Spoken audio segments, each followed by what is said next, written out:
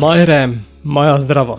Živja. Po poti v vetrni Chicago nas sedaj vračaš domov Ja, zdaj pa konc potovanj. in vrnitev v realnost. Vrnitev v realnost, ja. Ja, o tem tudi govori moja nova skladba Bela, ki govori na nek način o vrnitvi v realnost, o nek način pa po hrepenenju, po nekih sanjah, po nekem drugem prostoru, kjer je mogoče malo svetlej, ki se nam kdaj zdi doma.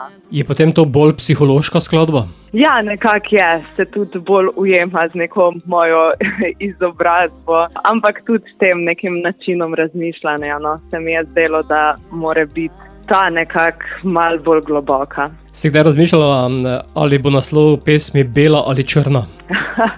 Ne, zares ne, ampak dobra ideja. Pesmi si dodala tudi nežno video podobo. Ja, pesmi smo dodali tudi video spot tokrat. Snemali smo ga v eni taki lepi vili v Celovcu.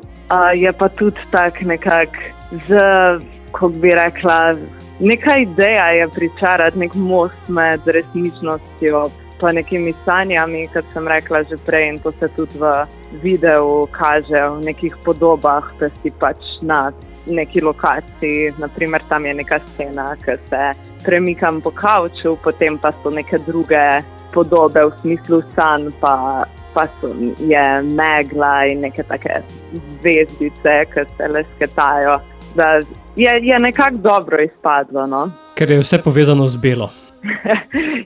Ja, ampak je vse v spotu črno. To pa je res. Ja. Skladba je tu, kako razmišljaš naprej? Ja, zdaj je to tretja skladba, ki sem jo izdala pod tem umetniškim imenom, ampak zdaj delamo naprej, pričakujemo nek EP do konca leta. Zdaj se vključujejo tudi še neki drugi ljudje v proces, ki jih še ne bom izdala, ampak ja, delamo, no, nekako do konca leta.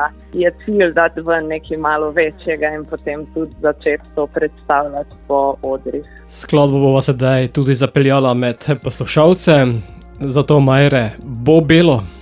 Bo, najlepša hvala.